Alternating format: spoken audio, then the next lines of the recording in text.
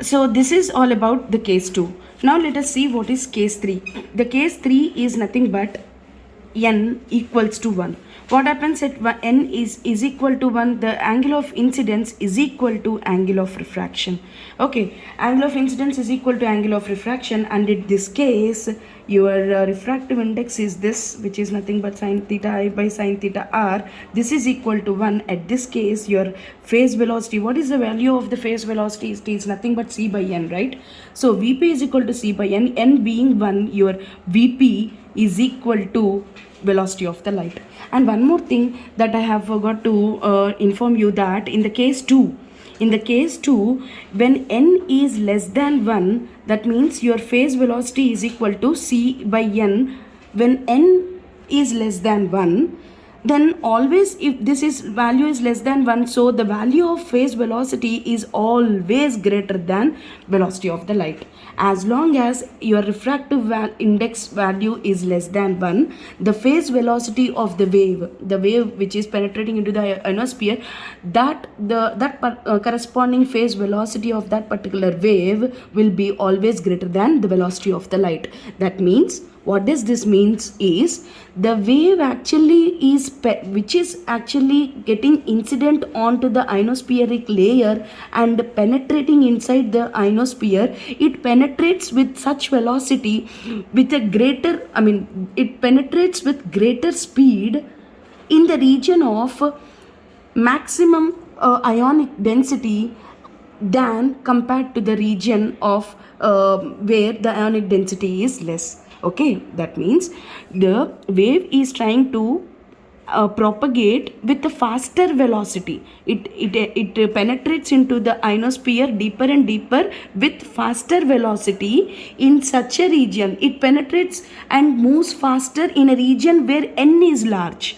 Okay, than compared to the region where n is low.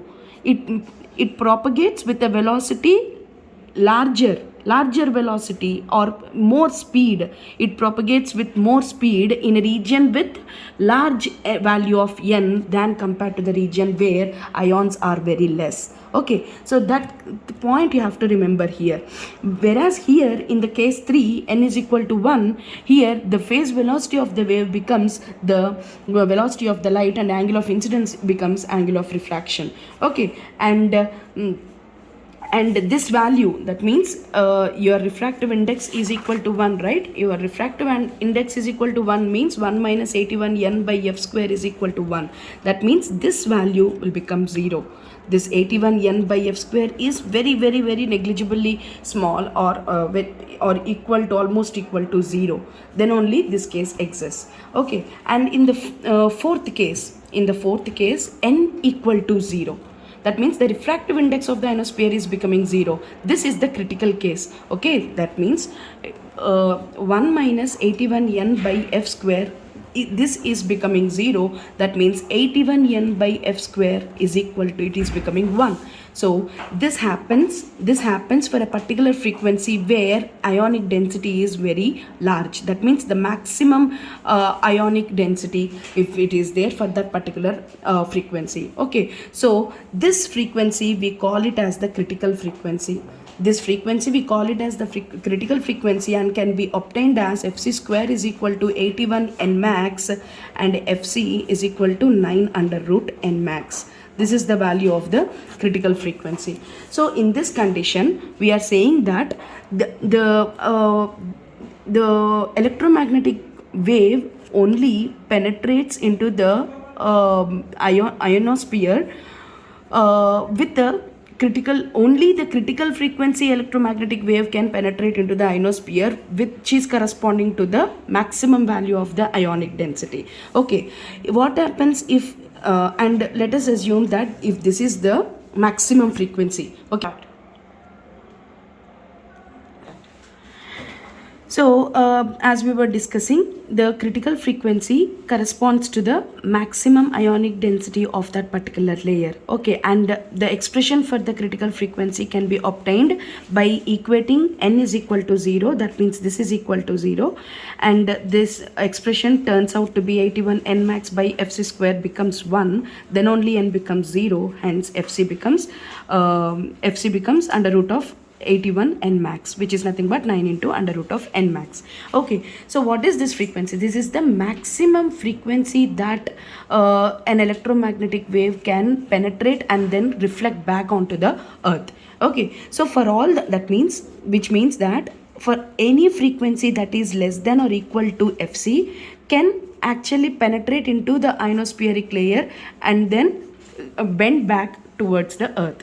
For any frequency greater than fc, what happens to that particular frequency? If you are trying to send a signal which is having the frequency less than the critical frequency of that particular layer, okay, which is the less than the critical frequency of that particular layer, then that particular frequency will be penetrating and then coming back. Okay, there is a possibility for that particular wave to reflect back, to get refracted back to the earth.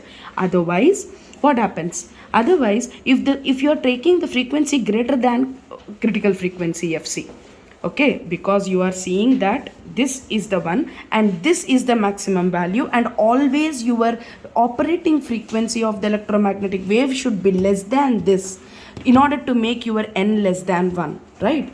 This should be lesser than the value of the numerator, then only n will become less than 1. Okay, so for maximum, as n increases, the refractive index decreases and your f should be less than the critical frequency. This critical, for a particular maximum value of the n of that particular layer, the critical frequency exists. That means 1 minus 81 n max by f square. Okay, this is nothing but the critical frequency. So always your operating frequency should be less than the critical frequency. If it is greater than the critical frequency, then also the wave can there is a possibility for the wave to be penetrated and get reflected back, but it only have to depend on one condition, that is your angle of incidence. Okay, so as long as the n is less than 1, that means sine phi naught is always less than sine phi r. As long as this condition satisfies, this particular frequency, even though the frequency of the EM wave is greater than the critical frequency, it will try to penetrate and get bent back and then reflect back to earth, because n less than 1 is the condition where the bending mechanism takes place, right? Yes, so as long as this condition is satisfying, even though the f is greater than fc, the wave can able to penetrate and then come back. If at all f is greater than fc and phi naught is not small enough, if phi naught is not small enough, then the wave will not able to penetrate. It actually penetrates, but it cannot reflect back. It will penetrate and escape into the layers above the ionosphere.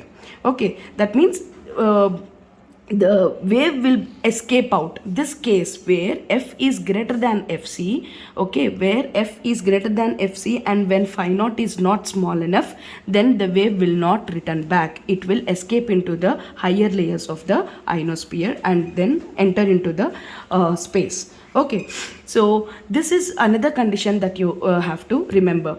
There are 4 cases that I have explained so far. Now we will see the 5th case, the last case, where under root of 1 minus 81 n by f square being the imaginary value. That means this value is high enough, it is greater than 1. If it is greater than 1, then 1 minus something, the value is negative, which is under root. Okay, so under root of negative value is nothing but the imaginary value. Okay, it is certain jx kind of value.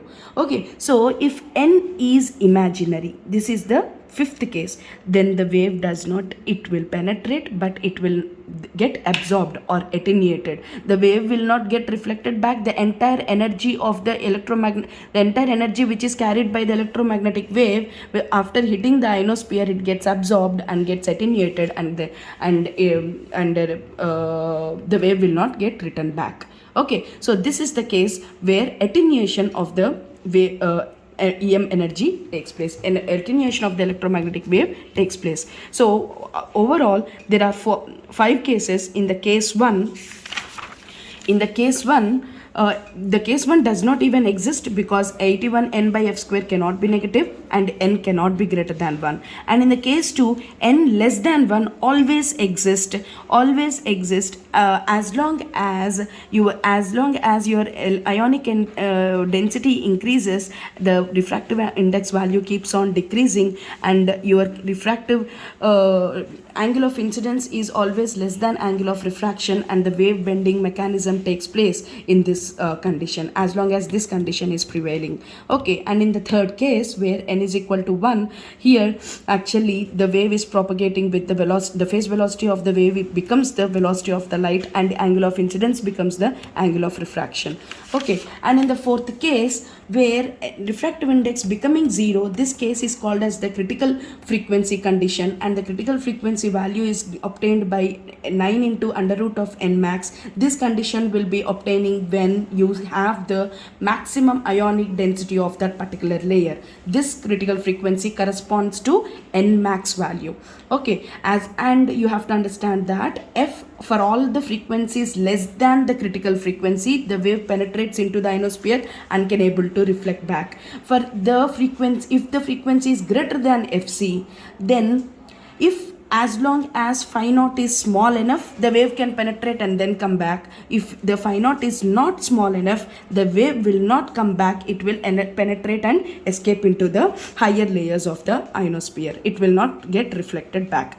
So this is the fourth condition. And in the fifth condition, n becoming, this entire value is greater than 1, and hence the entire value of the refractive index is becoming imaginary. In this case, the wave entirely gets attenuated. There will be no wave exist to come back. So the ionosphere actually is absorbing the electromagnetic wave. So all these cases are important in order to explain the wave propagation mechanism in the ionosphere.